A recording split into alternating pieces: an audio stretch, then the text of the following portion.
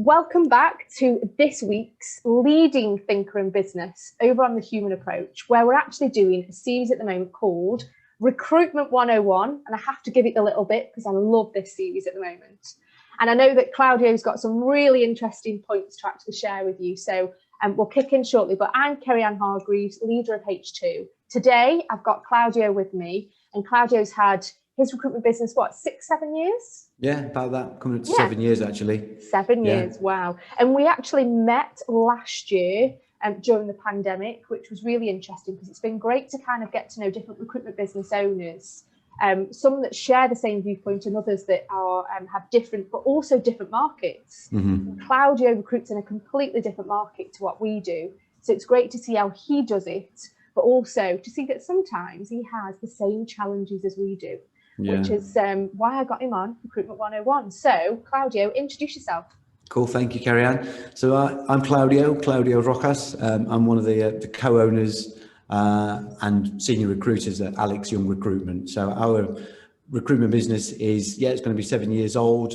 We specialise within the facilities management and maintenance industry. So we recruit for maintenance engineers right from the ground through to kind of supervisor level, management, and kind of director level. So that's kind of our bag.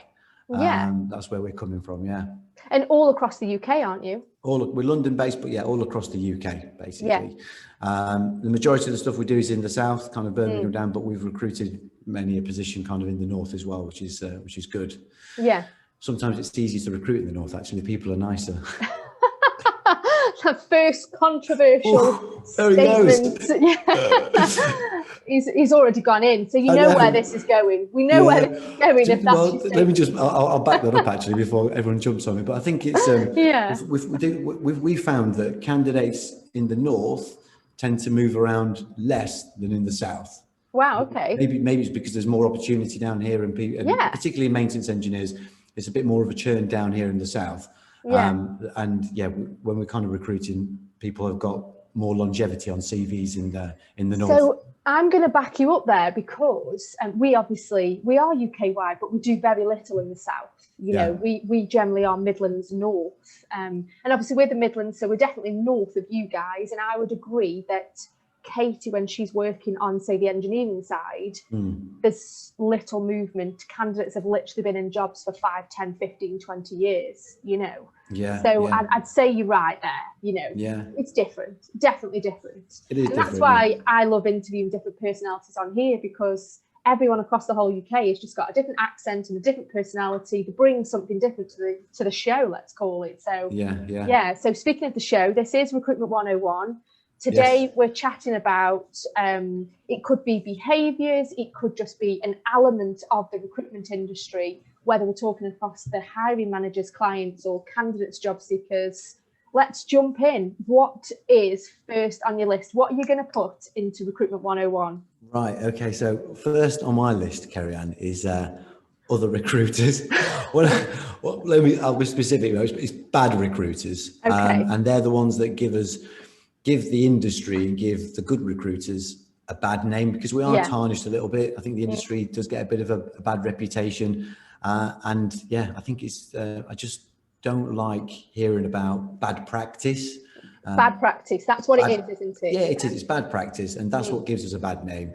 Yeah. You know, the no communication with the clients or with the candidates, you know, the over-promising and under-delivering and then disappearing off the face of the earth. And you hear clients and candidates say, "Oh, you recruiters, you're all the same. You're all kind of money grabbing, or you're only," and it's boring. You know, I don't like it, because I like to do a good job. I like to do. It's not people selling; it's a service that we're selling. It's kind of I like to do a good, thorough job, and there are recruiters out there that like to be slapdash, move as quick as possible, whether it works or not, cut corners, and we get tarnished with that brush. And we do. We were talking before. Sometimes in this scenario, it's usually the minority that make it bad for the majority, but maybe it's not. Maybe in recruitment, maybe it's the majority and the minority of the good ones. I don't know. What do you think? It feels like the majority. Honestly, like, I have too much love for the industry. I hope that everybody else does as well. So I kind of hope that it's the minority that are naughty. Naughty, because they literally are like naughty people that just don't follow the processes. They don't put the human approach into it. They forget that we're dealing with people here. You know, they forget that we're dealing with someone's career or a business's growth plans. We have such an important role to play, don't we? And when you hear about candidates saying, well, the recruiter sent my CV and then I never heard back. I just never heard back, you know, and I will always test it. I'll ring the client and say, did you actually receive the CV of this individual? You know, because the recruiter's telling them that they did. They never heard back. What happened, Claudio? Never got the CV. Yeah. And do you remember that when you were young in recruitment? Were you ever taught to box a candidate off? Mm-hmm. Yeah. This is it. I think it's just the no communication and the kind of the lying. And I think Matt and I, my business partner, we set up Alex Young Recruitment, and our kind of one of our unique selling points was that we're going to just be honest. And that sounds maybe kind of cheesy, but it's kind of it's just be honest with our clients and our candidates. And if we can't help you, we will tell you that we can't help you, or we can't fill your job because it's not our bag. And I've worked in other agencies, I've worked with other recruiters where they might just kind of overpromise and say, oh yeah, we can fill anything, we can do this, we can do that. Yeah, you've got, it's a numbers game. It's like, they're pitching for maintenance positions, and they'll say, oh, can you help us out with maybe this admin role or this finance role? They go, oh yeah, we can, give it to us, IT, whatever. Across the board. They might just stick an advert out and then leave it, and then that client will never hear back from that recruiter again. We when we set up Alex Young Recruitment, it was just all about, let's just be honest with everybody, and if we can help people, we will. If we can't, we'll tell them. And you know what? We kind of get repeat business from clients, whether we're successful with them or not. Exactly. I think just because of our honest approach, and if you tell them, I can't help you on this occasion, they appreciate that. That's what they want. They want to know, so that they can then go on to another agency that can help them. But then they'll probably come back to you anyway, because they'll know what you do next time, or what you can do, what you can't do. So and that you did the right thing, and that's what it's about, isn't it? Is always doing the right thing. And I'm exactly the same as you. I set up H2 purely to have that human approach, be honest, upfront, transparent. All those words that people say are cheesy and people just use them. We live and breathe them every day. It's so important, and it makes me laugh actually, because for anyone that's watching this video, you can actually see in the background, that's your recruiter there. He's pacing the room. He's chatting. That's Matt. He loves it. So even Matt's on the video. So it's a dual element here, which is good. But no, I'm with you. So shall we vote? So you want to throw in to Recruitment 101, bad recruiters, zero bad practice. Bad practice. I think that's what it's about, isn't it? Yeah, that's the main thing, isn't it? Yeah, so it's gone. Recruitment 101. Excellent. It's gone. Excellent. Brilliant. So what's number 2? What else frustrates you about the team? I've got a massive list, but we haven't got all day, have we? No. Basically, so number 2 on my list is people going AWOL. That's what we used to say when I first started recruitment, but now I think the common term is ghosting, and it's just I think everybody's guilty of this. So clients, candidates, and recruiters. So we're all in this one, and I think that just not answering a call, ignoring calls, ignoring emails, and I can't stand it. We've got one at the moment. Actually, we've got a gas engineer, had his first interview. Everyone really he likes the job. Likes him. It's going through to the next stage. We can't get hold of him. Can't get hold of him. He's ignoring all calls. No email communication. And it's like, if you've got something else, that's fine. Just say thanks, but no thanks. Or if he actually was keen on the position as well, but obviously he's not got all his eggs in one basket. That's fine. And again, it just comes down to communication and honesty. I'd rather know that you've moved on, because I think I mentioned this to you before, that as recruiters you live in hope, don't you? Because if you don't hear from them, you think maybe something's maybe he's on holiday, or maybe he's not feeling very well. And you're always making an excuse that he'll come back or she'll come back, when actually in our game, no news is generally bad news. That's what I say. I don't know about you. It's not no news is good news. No news is bad news. No news is never good news. We know that, definitely. And I'm kind of on the fence here, because we've had 2 experiences recently that one stands up what you're talking about, and that was similar. A candidate goes through a recruitment process, really keen, all parties happy, offer comes in, accepts the offer verbally, is extremely happy, all communications there. As soon as the confirmation lands in the inbox, he disappears. He's disappeared for days. And then we get an email saying, my situation's changed, I'm declining the offer. I'm like, wow, what changed? You know, it's frustrating. He didn't quite go AWOL, we kind of did for a couple of days. And then we've just had a situation, which I know we've chatted about, but, you know, candidate decided she couldn't go for an interview. And rightly, wrongly so, we're sitting there thinking, oh, what's gone on here? Is this right? You know, and we've heard all the excuses, haven't we, Claudio? Every excuse. You didn't believe her, obviously. No, and it's one of those, isn't it? It's like, oh my You become goodness. cynical, unfortunately. You do. You become cynical, and, you know, candidates do ghost us, candidates do go AWOL, and certain clients, like we've discussed. And it turns out, actually, after 3 weeks, she's really unwell. And, you know, and so, first of all, you're thinking, oh, you know, I questioned this. And then you're thinking, well, I'm glad I stuck with it, because we've helped her the last few weeks, you know.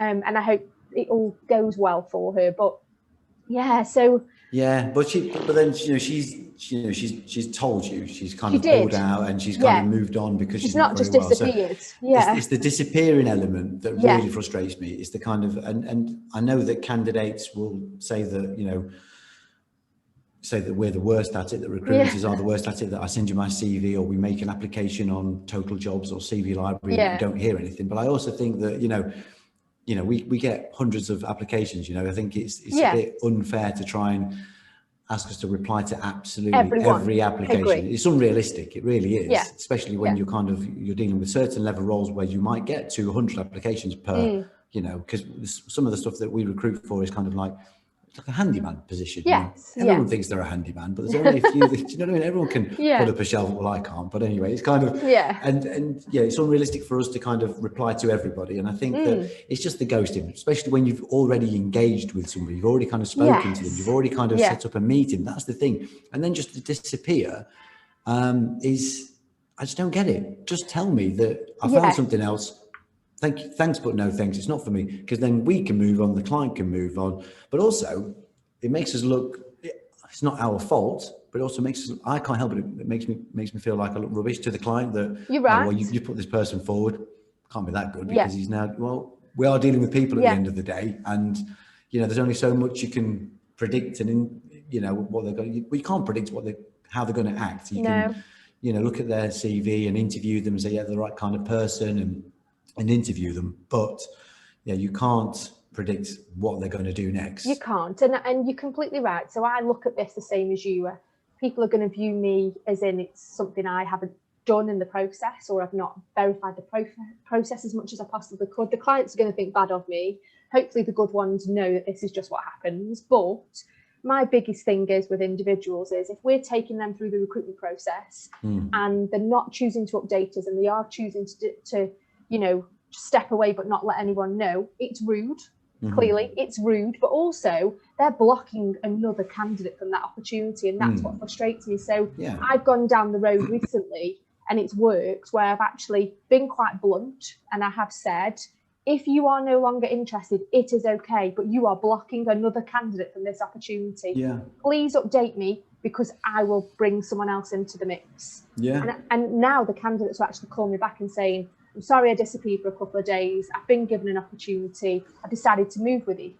Not always, well, that's fine. I have to say. And that's fine, you know. That's fine. Everybody just needs a bit of closure. That's all it is in the relationship. It's like dating. It's like dating, isn't it? Recruitment you need the closure. You need otherwise we live in hope that you might get a second date. I think and also clients are also guilty. I mean, and sometimes it's for us, it's kind of more with the I was going to say with the senior opportunities, that we recruit for maintenance engineers, and it's a quick turnaround. It's quite a quick moving kind of sector to work in.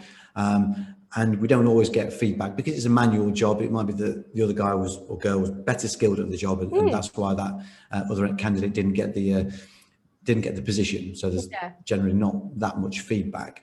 But with senior opportunities, everybody wants feedback as to, I wasn't successful. Why didn't I? But why? But why?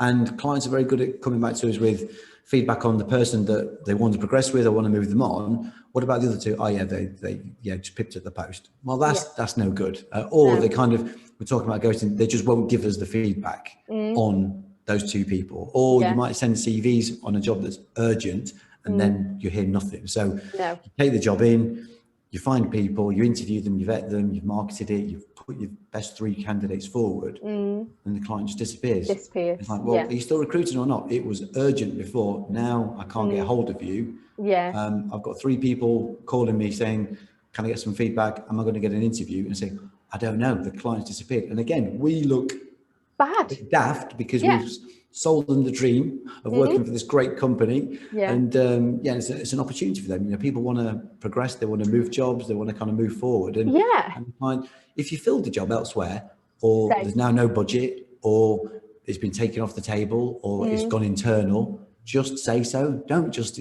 ignore. You know, if the shoe, you've got to, I think clients have got to put themselves in the candidate's shoes sometimes, and remember that it's not just the recruiter that's chasing them, it's actually the people out there that are looking for work. Right? It's people. I think the last 12 months has actually improved how people actually review their recruitment process, you know, or view their processes. In these people are actually on the market, the pandemic has hit them, they're really affected. I am seeing a bit of a shift, and it's going back to the old ways at the moment. So I try to educate people, but I think this is a great learning point for, if you're a hiring manager, like Claudio's just said, you know, if the process has changed, just say. And you always want a candidate to have a positive opinion on your business. If you're going through a recruitment process and you disappear for 2 weeks and you leave candidates guessing and wondering, they're unlikely to accept a job offer with you, because they're thinking, well, if this is how long it takes you to get through a recruitment process, what's it going to be like working for you? How hard is it going to be to actually be instrumental in the business? So I think from a candidate perspective, you just need to remember to just talk it through, just discuss it. And from a client's perspective, just, don't disappear. It's terrible. So, and also from a recruiter's perspective, because obviously there are probably candidates out there watching or listening and saying, well, hang on, you guys are the worst for it.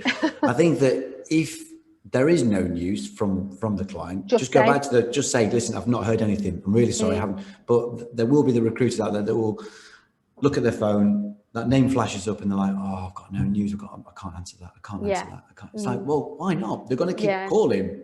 And if you don't pick up, then you're part of the problem, right? Of course and you are. Also, isn't it better to just pick up and say, I'm trying to get hold of them? That person's not going to say, oh, well, that's not very good. That's not, what can you grateful. do? They'll be grateful. Just say, listen, I am trying. I will do my best. I'll keep you posted, and just answer the call. It's all about, I think a lot of these issues can come back to communication, right? It's just communicate. And if you've already engaged with people, then just carry it on and see it through, whether it's good, whether it's positive or negative, really. Good, bad or ugly. Either way. Just, all of it.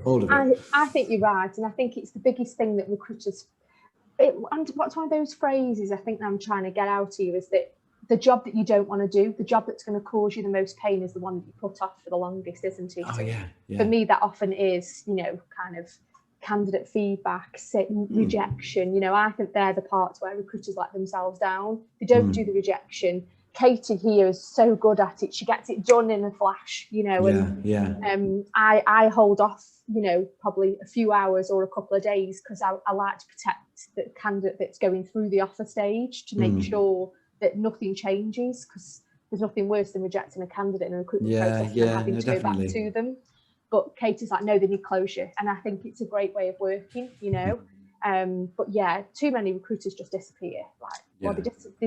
How do rec to recs function, They've got to be a different breed, haven't they? Fair play to them. Fair play. I've actually got 2 of them on the show as well, so it's interesting what their points are. But okay, so let's vote. Let's get this in or out. Come on, so get it in. AWOL, ghosting, the new term. It's got to go in, hasn't it? Yeah, definitely. Yeah. You need a little lever or something. I know. I feel like I need. You do need a lever. You need to get one. Definitely. Get on Amazon. Get on Amazon. Get a lever for the show. I need one of those chairs, what was it, Graham Norton, his chair that he pushed? Oh, yeah, that's right. That's brilliant. Okay, so last one. Talk to me. What's your last? The last one's a bit of a weird one, really. It's recruitment portals that not every hiring company uses. Maybe it's the larger companies that use them most. And I've used various and different ones and worked with different recruitment teams, internal teams over the years. And I just find that portals I just don't get them. They never seem to, I think maybe internally for them, it's a great idea. But they never seem to work. They're meant to be, I'm assuming they're meant to be more efficient, and it controls the CVs coming in from which agency, et cetera, et cetera. But if not everybody's on board with it, and I mean, because it's the recruitment team that will kind of, or the HR team that will control it maybe, and the recruiters, we're told to use the portal. But then the hiring managers have also got access to it in some companies, and they don't know how to use it, or they say, I haven't got time to do that. I'm just send me the CVs direct. And so they say, send me the CVs direct. So I do that. Yeah. But then I've got to put it on the portal anyway to cover my back and do follow the system, follow the procedure. Yeah. And then some portals, okay, are quite straightforward. Add the CV, the name, the email, done. And maybe a small, sometimes there's not even add reason why you've added anything. Yeah, and you want to add why I've added it on. It's not just a CV, you know, it's a person, there's a reason I put them forward, and there's nowhere to actually add that.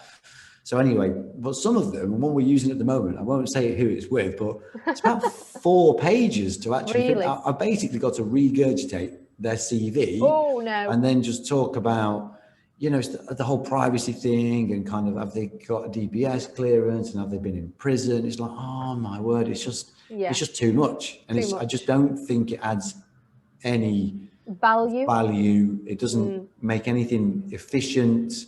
And also it's less human, you know, it's a less human approach.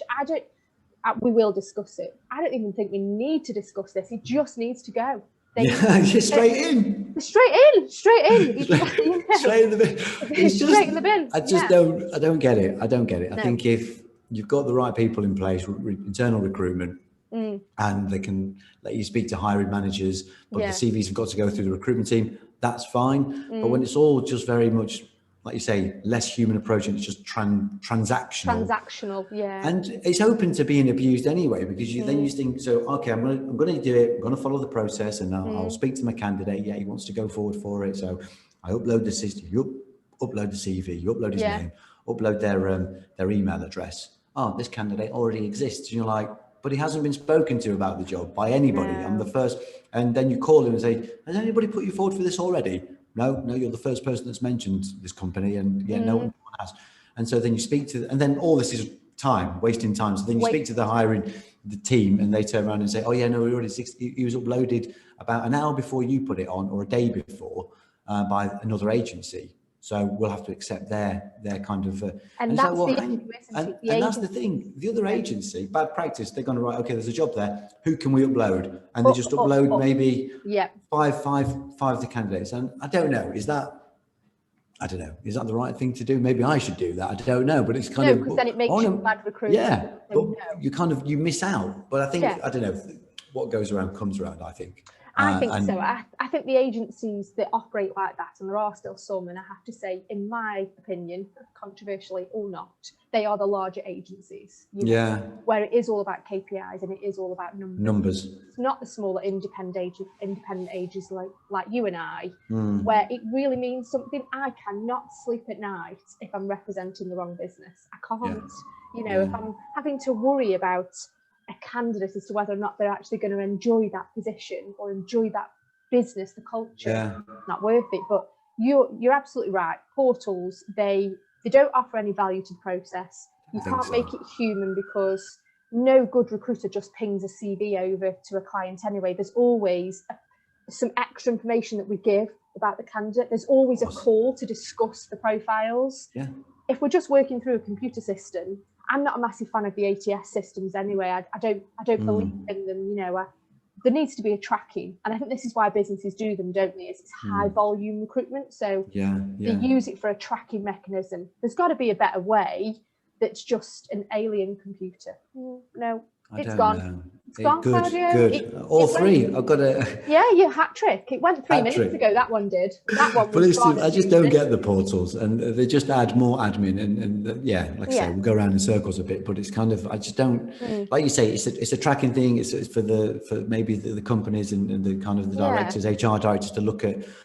But then they look at who's performing in terms of an agency. They say, oh well, this agency, they upload, they react quite quickly. They send 20 CVs per job, but then the hit ratio doesn't look that great, does it? Because you kind of, I don't know. But also, if you kind of upload people without asking people, they might not even want to be submitted to that company. Yeah, that's immoral, it's bad practice, and that's a big bugbear of candidates on the job market, isn't it? And what about the whole GDPR thing? We've all forgotten about that now, haven't we? Yeah, it's gone out the window, because if you just fling a CV across without that person's say so, and then you've got to upload have they got criminal record? Are they male, female? You're starting to give information that you've not actually asked the candidate permission for to do anyway. So that's kind of sure there's a GDPR kind of issue there. Yeah, there must be. Yeah. And we're not going into that, so I don't need something else. That's another.